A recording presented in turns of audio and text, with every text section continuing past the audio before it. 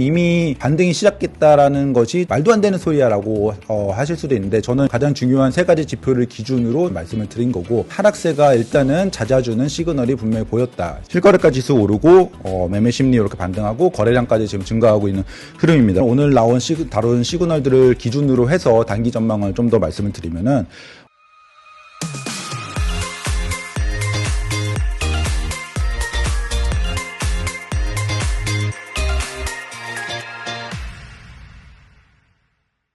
네, 안녕하세요. 분전의 부동산 뉴스 체크 분전입니다. 네, 오늘은 여러분들이 많이 관심을 갖고 계시는 최근 부동산 시황에 대해서 뉴스를 체크하고 그 다음에 저의 분석을 여러분들께 전달드리는 그런 시간을 갖도록 하겠습니다. 이렇게 반등 시그널이라고 이렇게 타이틀을 잡아봤는데, 부동산 시장 벌써 조정 끝? 이렇게 물음표. 그러니까 지금 언론이나 많은 커뮤니티, 그 다음에 투자자분들, 그 다음에 실수요자분들이 지금 아직은 조정장이 이어지고 있지 않나라는 생각들을 많이 하실 거예요. 그런데 막상 지표가 나오고 있는 것을 보니까 실거래가 지수, 거래량, 매매 심리 모두 반등을 하고 있나? 이런 시그널이 지금 보이고 있어서 제가 이것을 분석을 해보려고 갖고 와봤습니다. 일단 이런 기사들이 나왔어요. 2월 중순 하순쯤에 이런 기사들이 나왔습니다. 아파트 실거래가 깜짝 반등, 여기 석 달 내내 내리던 아파트 실거래가 1월에 올랐다, 바닥신호, 이런 내용들이 나와서 살펴봤는데, 요 실거래가 반등했다라는 것은 공동주택 실거래가 지수, 요게 반등했다라는 거예요. 네, 공동주택 실거래가 지수라는 것은 한국부동산원에서 매월 발표하는 건데, 보통 이제 KB나 한국부동산원에서 매주 발표하는 이제 주간 매매 동향, 매매가 지수 이런 것들을 많이 보시는데, 그런 것들은 약간 설문조사 방식이에요. 그러니까 물어봐서 정말 인터뷰를 해서 이렇게 조사를 하는 경우들도 있고, 아니면 대부분은 데이터를 입력하는 방식. 그러니까 주로 중개사 분들이 이 아파트는 요새 얼마에 거래되고 있어요라고 이렇게 입력을 하는 방식인데, 그러다 보니까 약간 부정확한 부분들이 있어요. 근데 실거래가 지수는 실제로 거래된 것 중에서도 어쩌다 한 개 높게 거래되거나 어쩌다 한 개 낮게 거래되는 것들은 배제하고, 같은 유형, 비슷한 유형이 2건 이상 거래됐을 적에만 유효하게 판단을 해서 아주 정확하게 집계를 하는 그런 지수입니다. 그래서 제가 그 시황이나 어떤 시장을 판단할 때 가장 이게 정확하다라고 생각을 하고 참고를 하고 있는 지수니까 여러분들도 이거 잘 참고하시면 좋을 것 같고, 근데 문제가 있어요. 이렇게 정확하다, 실거래가, 정말 실거래가만 가지고 지수를 만들기 때문에 정확하다라고 하는데, 문제는 좀 느리다는 거예요. 이게 매월 발표하는 건 그렇다 쳐도 매월 발표하면서도 그 월이 끝난 후 45일 후에 발표를 해요. 무슨 말이냐면은 1월에 어떤 매매가 지수, 요 실거래가 지수를 보려면은 3월 15일이 되어야 1월에 실거래가 지수를 알 수 있어요. 왜냐하면은 1월 달에 거래된 거의 신고 기한이 30일이잖아요. 2월 말까지 신고를 완료하고 그 다음에 집계랑 계산하는 기간을 보름 정도 주고 3월 15일에나 실거래가 지수가 나옵니다. 그래서 이게 정확하긴 한데 약간 너무 늦어서 1월 지수를 3월 15일에 발표한다는 거는 3월 14일까지는 12월 지수까지밖에 볼 수 없다는 거예요. 그러면 이 지수를 가지고 내가 최근의 시황이나 어떤 집을 거래하는 데의 판단 요소로 삼기에는 조금 옛날 데이터 같은 거죠. 그래서 이런 비판들이 좀 있었는데, 그 비판을 의식해서인지 잠재, 여기 보시면은 잠정 수치라는 것을 최근에 발표를 하기 시작했어요. 그러니까 조금 한 달 정도 더 먼저 최종 집계는 아니지만 대략적인 잠정 수치를 발표를 해서 2월 15일에 1월 요 실거래가 지수 잠정 수치가 발표가 됐어요. 그랬더니 이렇게 반등세가 나온 거죠. 반등세가. 23년도에 1월부터 22년도에 폭락을 하고 23년 1월까지 좀 조정을 받은 다음에 요렇게 23년 내내 서울 기준으로는 강남 3구와 마용석 이런 상급지 기준으로 쭉 상승을 했습니다. 쭉 반등을 했는데, 그러다가 4분기 이제 10월이 되고는 여러 가지 트리거들이 좀 있었어요. 대출도 좀 이렇게 좀 긴축을 하고 뭐 특례 보금자리론도 뭐 일부 줄이고 그다음에 50년 만기 대출도 없애고 뭐 이런 식으로 해서 조금 그 특히 대출 부분에서 조금 쪼인 부분들이 있었고 기대했던 어떤 정부의 규제 완화들이 국회 통과를 못하면서 뭐 그 규제 완화도 기대했던 만큼 못하고 뭐 이렇게 되면서 좀 조정이 4분기에 좀 조정이 왔었죠. 그래서 보시면은 꽤 그렇게 작지 않은 조정이 10월, 11월, 12월에 왔습니다. 그리고 사람들이 그리고 저도 한 1월까지는 좀 조정이 오지 않을까라고 생각을 했었는데 깜짝 반등이 1월 달에 잠정 수치 기준으로 있었다라는 거죠. 참고로 말씀드리면은 잠정 수치가 최종 수치랑 일치하진 않아요. 제가 기존의 어떤 잠정 수치와 최종 수치를 좀 비교를 해봤는데 잠정 수치라기보다는 중간 집계 정도라 보시면 됩니다. 그래서 그 나중에 신고되는 어떤 그 실거래가들이 뭐 상승하면 더 높게 최종 발표가 될 수도 있고 뭐 좀 낮게 최종 발표가 될 수 있는데 중간 참고치 정도로만 참고하시면 좋을 것 같고 아무튼 중간치로는 지금 1월 달에 약간의 반등 정도는 왔다. 어느 정도냐? 잠정치를 보면은 전국이 0.07%. 그러니까 반등을 했다기보다는 많이 떨어지다가 좀 보합 정도로 이렇게 조정이 이렇게 변화가 있었다 정도로 참고하시면 될 것 같고 이게 0.07%가 중요한 게 아니고 지난 12월에는 마이너스 0.78%였다. 그러니까 꽤 많이 한 달이 마이너스 0.78%면은 지수 기준이니까 꽤 많이 떨어진 거거든요. 요 정도 떨어졌는데 이제 약간의 반등, 그러니까 보합권 정도로는 이렇게 돌아섰다. 실거래가 지수는 그런 거 참고하시면 좋을 것 같고 그리고 서울 같은 경우에는 12월에 전국보다 더 떨어졌었죠. 마이너스 1.01%였는데 1월에 0.25% 상승으로 이렇게 반등에 성공하는 모습을 보였고 그 중에서도 이제 노도강 그러니까 강남 3구가 23년에는 많이 올랐었는데 이번에는 올해는 좀 갭 메우기가 좀 이루어지나 하는 시그널 정도 조금 시작했다 요 정도로 참고하시면 될 것 같고 그다음에 경기도도 마이너스 0.66에서 플러스 0.15%로 그다음에 인천도 이렇게 상승 전환했고 뭐 전반적으로 상승이라기보다는 하락이 명확했는데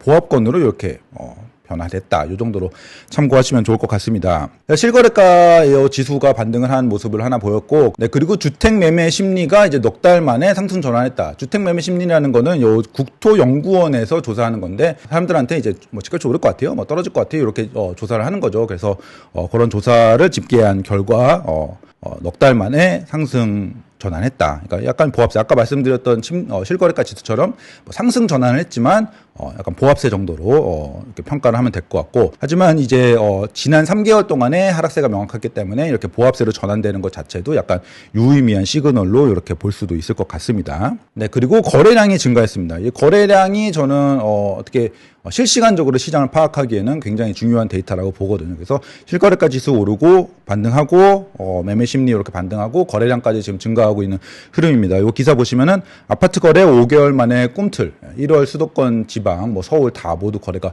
늘었습니다. 그래서 이게 얼마나 늘었는지 제가 직접 집계를 좀 해봤어요. 이제 1월 그 집계 완료가 이제 2월 말에 됐는데 그거 기준으로 한번 집계를 해봤습니다. 전국 거래량 같은 경우에는 지난 8월에 요 고점 찍고 쭉쭉쭉쭉 내려왔는데 계속 연속으로 내려왔죠. 그리고 하락폭이 꽤 컸어요. 36,000에서 23,000원 떨어졌으니까 거의 한 3분의 2 정도, 3분의 2보다 더 아래로 내려왔는데 갑자기 좀 급반등했죠. 훅 올랐습니다. 그래서 정고점을 노크하고 있는, 그리고 저 같은 경우에는 계속 실거래가랑 거래량 같은 걸 체크를 하는데 지금 거래량 측면에서는 2월에는 좀 더 오를 분위기예요. 그래서 33,000건, 34,000건 요 정도까지도 갈 수 있을 것 같고, 뭐 2월은 물론 29일까지밖에 없으니까 월별로 하면 어떻게 될지는 모르겠지만 지금 일평균 거래 추이는 좀 더 증가하고 있는 추이다, 이렇게 보시면 될 것 같고, 서울 같은 경우에도 3,800건대에서 쭉 해서 1,800건대까지 떨어져 갖고, 요게 작년 폭락장 때 이 정도까지 떨어지고 10월 달에는 뭐 500 몇십 건 이렇게까지 떨어졌었는데, 이렇게까지 쭉 떨어지면서 2차 폭락이 오나 막 요런 얘기들이 좀 있었는데 그렇게까지 안 가고 지금 2,500건으로 이렇게 반등하는, 물론 2,500건도 서울 평균이 뭐 5,000에서 6,000건 정도 되니까 서울 평균보다는 반 이하이긴 한데 어쨌든 더 하락 추세로 가지 않고 명확한 반등폭을 보였다. 그리고 제가 추정하기로는 이제 일평균 거래 기준으로는 2월 달은 좀 더 흐름이 좋고, 지금 3월 초의 흐름도 꽤 괜찮은 흐름이라서 요 추이가 일시적인 한다. 1월에만 잠깐 반짝한 게 아니라는 이런 상황 공유 드립니다. 경기도도 마찬가지죠. 거의 비슷한 그래프의 형상이죠. 네, 그래서 경기도도 쭉쭉쭉쭉 다 어디든 8월 정도가 고점이었다가 쭉 떨어져서 거의 반토막 났습니다. 거의 반토막 난 다음에 갑자기 훅 올라왔습니다. 다 이제 10월 그 조정이 시작되었던 10월보다 더 높은 수준으로 서울도 경기도 이렇게 거래량이 올라왔고 이거보다 좀 이렇게 상승 흐름으로 좀 갈 것 같은 분위기입니다. 그래서 거래량이라는 것은 어떤 의미를 가지냐면은 지금 매물이 부족한 건 아니거든요. 그러니까 매물은 계속 팔려고 대기를 하고 있는데 거래량이 적다라는 것은 그만큼 매수 수요가 부족하다는 거고, 거래량이 많아진다라는 것은 매수 수요가 좀 올라오고 있다라는 측면이 있어요. 그래서 그런 것들 참고하시고, 이런 거래량이 급 반등했다라는 것은 작년 말 대비 올 초가 아무래도 매수 수요, 매수를 하고자 하는 사람들이 좀 늘어났다. 뭐 어떤 영향에 있어서인지는 좀 분석이 필요하겠지만 어쨌든 팩트적으로는 그런 상황이다. 이런 거 참고하시면 될 것 같습니다. 그래서 2023년과 좀 비교를 하면은 향후 전망이나 뭐 이런 의미에 대해서 조금 더 파악을 할 수 있을 것 같은데, 22년 그 6월 정도부터 그 하반기 내내 굉장히 폭락을 했잖아요. 매매가 뭐 전세가 상관없이 다 폭락을 한 다음에 23년 1월에 규제 완화가 세게 왔었죠. 그래서 1월부터 좀 심리적인 반등하고 거래도 좀 증가를 하는 그런 모습을 보였는데, 작년 초 1월 데이터를 보여주는 그런 기사들입니다. 그래서 23년에도 1월부터 서울 기준으로 부동산 거래량, 뭐 실거래가 지수, 매매 심리가 동반 상승을 하는, 지금도 그렇죠. 세 가지 요 지표가 본격 상승을 하는 그런 흐름을 보였고, 9월까지 지속적인 반등으로 이렇게 이어집니다. 그래서 9월까지 서울이 한 13점 몇 프로 반등을 하고, 전국도 이렇게 반등하는데, 전국에서 이제 서울 데이터, 서울이 워낙 반등이 컸으니까 서울 데이터를 제외하면은 전국, 특히 이제 서울 경기 다 제외하면 4%대, 4에서 5% 정도 반등을 했거든요. 물론 전국이나 지방은 서울만큼 반등하지는 않았지만 그래도 1월, 2월 요 기점으로 해서 좋은 시그널들이 보이고, 그 다음에 쭉쭉쭉 한 4%, 5% 정도 반등을 한 모습을 보였다는 거 참고하시면 좋을 것 같고, 그리고 이제 4분기에 조정이 들어갔죠. 다 같이 조정이 들어왔어요. 사실은 제가 뭐 뒤쪽에도 말씀드리겠지만 이런 4분기에 조정이 올 거다라는 것을 다른 방송이나 뭐 3프로 방송에서도 전망을 한 적이 있는데, 이렇게 9개월 연속이나 상승을 했잖아요. 그러면은 보통 이 추이가 계속되기는 쉽지 않아요. 그러니까 12개월, 13개월, 14개월 연속으로 상승한 경우는 우리나라 부동산 데이터가 집계된 역사상 그렇게 흔치 않습니다. 아주 이때는 완전 불장이야, 정말 완전 유동성 장이야, 이런 시기를 제외하고는 12개월 내내 오르거나 뭐 그 이상 오르는 경우가 쉽지 않아요. 근데 작년에 그 정도 힘까지는 아니었거든요.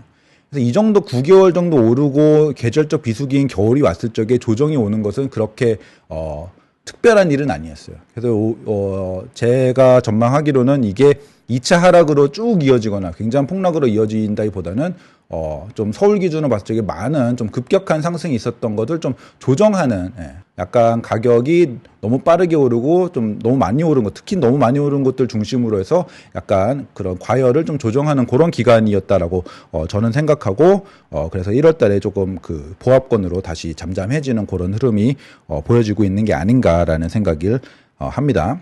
그리고 여기에 전세가는 이제 작년 하반기부터 지속 상승을 하고 있어요. 사실은 작년 한 6월부터 쭉쭉쭉쭉 상승을 하고 보면은 서울 아파트 이제 전세가율이 7개월째 올랐다라는 요 기사가 나왔죠. 그래서 작년 하반기부터 쭉 상승을 하면서 요게 이제 또 매매가에 영향을 줄 수밖에 없죠. 전세가율이 계속 높아지면 아무래도 갭 투자까지는 몰라도 전세 끼고 미리 사두는 그런 비율도 좀 올라갈 수 있고, 그렇기 때문에 아무래도 수요의 상승에 좀 영향을 줄 수 있습니다. 그래서 전세가가 계속 상승을 하는 것도 올 초에 어떤 지수가 반등을 하고 올해 좀 전망에 좀 긍정적인 시그널이 될 수 있는 그런 부분이 될 수 있겠죠. 사실은 제가 이런 흐름에 대해서 전망을 한 적이 있어요. 다른 방송, 그러니까 3프로TV의 이제 다른 방송 언더스탠딩이라는 곳에서도 제가 두세 번 출연을 해가지고, 작년에 한 3분기까지는 집값이 계속 역전세가 있겠지만 그럼에도 집값 하락이 추가로 있지는 않을 것 같고, 그래서 3분기까지는 쭉 오르고 4분기에 9월에 출연해서 4분기에 조정이 있을 것 같다. 요거는 제 유튜브인데 같은 내용을 다뤘었죠. 서울 이제 겨울에는 조정장이 올 것 같고, 하지만 단기 조정장 후에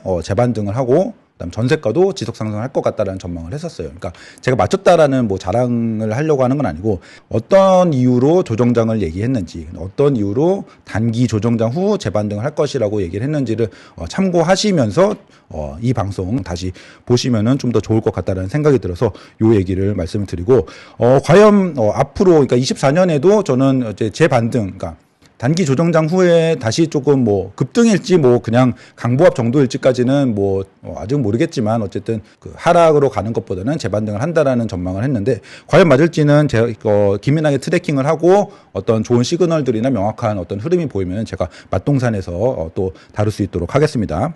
그래서 일단은 지금까지의 시그널, 오늘 다룬 시그널들을 기준으로 해서 단기 전망을 좀 더 말씀을 드리면은 앞서 말씀드렸듯이 짧은 조정장에 대한 지금 바닥은 다지고 있는 것 같아요. 그러니까 조정이 오고 확실히 반등이라고까지 말할 수는 없는 지표들이지만 이제 조정 끝나고 이제 보합 정도로는 전환이 되었다. 요거까지는 저는 지수 기준, 실제 팩트와 지표 기준으로 말씀드릴 수 있을 것 같고, 물론 2월 달에 거래량이 어떻게 될지는, 왜냐면 일단 29일까지밖에 없잖아요. 1월은 31일까지고, 그래서 2월이 1월보다 거래량이 확실히 튈지는 모르겠어요. 근데 일평균으로는 지금 2월이 조금 더 많은 흐름이긴 하고요. 그리고 흐름상으로 보면은 3월 거래량부터는 지금 아까 1월 달에 서울 거래량이 한 2,511건 정도 되거든요. 근데 3월에는 그거보다 더 높아져서 뭐 2,700, 800건, 거의 3,000건에 육박하는 흐름이 되지 않을까라는 전망을 하고, 거래량이 더 증가하면서 제 생각에는 둔촌주공 입주 영향 전까지, 그러니까 둔촌주공이 공식적으로 발표하지 않았지만 그 조합에서 결정하기로는 11월 중순부터 입주를 하거든요. 그게 12,000세대나 되기 때문에, 그 다음에 25년 초에 계속 다른 물량들까지 이제 합쳐지기 때문에 그 영향에 대해서는 과소평가할 수 없을 것 같고, 그 입주 영향이 오기 전까지는 입주 물량이 굉장히 적기 때문에 전세가가 지속 반등을 할 거고, 그것이 이제 바닥을 잘 탄탄하게 받쳐주면서 매매가도 어느 정도는 반등을 할 것이라는 단기 전망을 이제 보고 있습니다. 그런데 이제 조금 더 뒤의 흐름을 좀 참고차 말씀을 드리면은 24년 말부터는 둔촌주공 입주 영향이 굉장히 중요해요. 어쩔 수 없죠. 둔촌주공이 얼마나 큰 단지라면은 12,000세대잖아요. 근데 그 가밀 신도시라고 있어요. 하남에. 거기 신도시 이제 택지지구 하나인데 거기 아파트 다 합쳐봤자 한 14,000세대 정도 돼요. 택지지구 신도시 하나를 다 합쳐도 한 14,000세대 정도 되는데, 물론 거기가 좀 작은 택지지구긴 하지만, 그런데 둔촌주공 단지 하나가 12,000세대라는 거는 정말 엄청난 영향이 있겠죠. 그 정도로 물량이 큰 건데, 그래서 2024년 말부터는 둔촌주공 입주 영향을 생각하지 않을 수 없고, 그 입주 영향은 전세가는 저는 거의 무조건 하락한다고 봐요. 일단 둔촌주공의 전세가, 물론 그 메디테라님이 좀 다뤄주시긴 했지만 둔촌주공 자체의 전세가는 굉장히 낮을 거예요. 생각보다 더 낮을 거예요. 주변의 전세가에 얼마나 영향을 미칠지는 조금 더 분석을 해봐야 될 것 같고, 그리고 매매가는 25년 전망까지 합쳐서 좀 복합적으로 봐야 됩니다. 물론 이 둔촌주공 입주 영향 자체가 매매가에도 좀 하방 압력을 주긴 할 거예요. 그 기준은 어떤 전제는 깔고 가야 돼요. 근데 그럼에도 뭐 다른 금리 영향, 유동성, 뭐 여러 가지 매매 심리 이런 것들과 합쳐져서 이렇게 복합적으로 생각을 해야 되기 때문에 둔촌주공 입주면 무조건 떨어져야 된다, 떨어질 거다라는 당담을 할 수 없습니다. 그래서 제 생각에는 둔촌주공 입주 영향이 11월부터 입주인데 뭐 한 9월 말부터는 분명 올 거예요. 9월부터는 둔촌주공 입주 영향이 스물스물 시작할 거거든요. 10월부터 본격적으로 올 거고, 그래서 한 24년 한 여름까지는 저는 좀 상방 압력이 전세가든 매매가든 좀 강할 것 같고, 그다음에 둔촌주공 입주 영향이 시작되는 뭐 한 9월 정도부터 어떻게 될지를 조금 더 복합적으로 좀 분석이 필요하다. 전세가는 뭐 거의 무조건 하락할 것 같고 해서 이런 복합적인 분석을 제가 어떤 시그널들이 보일 적에 맛동산을 통해서 또 이렇게 방송해서 여러분들께 인사이트를 전달 드릴 수 있도록 하겠습니다. 이 정도까지 오늘의 내용이고, 그러니까 오늘 약간 제가 전달드린 것이 약간 지금 언론사나 부동산 커뮤니티에서 많이 나오는 어떤 흐름에 대한 파악, 의견 이런 것들과 조금 다른 흐름일 수 있어요. 지금 이미 반등이 시작했다라는 것이 조금 어색할 수도 있고 말도 안 되는 소리야라고 하실 수도 있는데, 저는 일단 지금 1월달 기준으로 발표된 지표, 가장 중요한 세 가지 지표를 기준으로 저는 말씀을 드린 거고, 분명히 반등은 모르겠지만 하락세가 일단은 잦아주는 시그널이 분명히 보였다. 그래서 이런 포인트에서 지금 최근에 요 지표 말고 최근에 실시간 흐름들, 제가 항상 팔로우하고 있는 실시간 흐름들을 보면은 분명히 2월, 3월에도 분위기가 괜찮은 수준이다. 그러니까 좀 바닥 다지면서 약간의 반등 전환도 하는 흐름이다. 물론 지역별로 다릅니다. 근데 그런 흐름이라는 것을 저는 공유를 드리고, 그거 참고하시면서 내가 내 집 마련할 계획이 있다든지 뭐 전세나 이런 것들을 얻을 계획이 있다든지 할 때 참고하시고 판단에 도움이 되시면 좋을 것 같습니다. 마음에 드셨다면은 구독과 좋아요 부탁드리고 제가 분석해서 다뤄줬으면 하는 내용이 있으면 여기 댓글로 적어주시면은 제가 선정을 해가지고 그 문제에 대해서 심도 있게 다뤄보는 시간 갖도록 하겠습니다. 오늘 여기까지 하겠습니다. 감사합니다.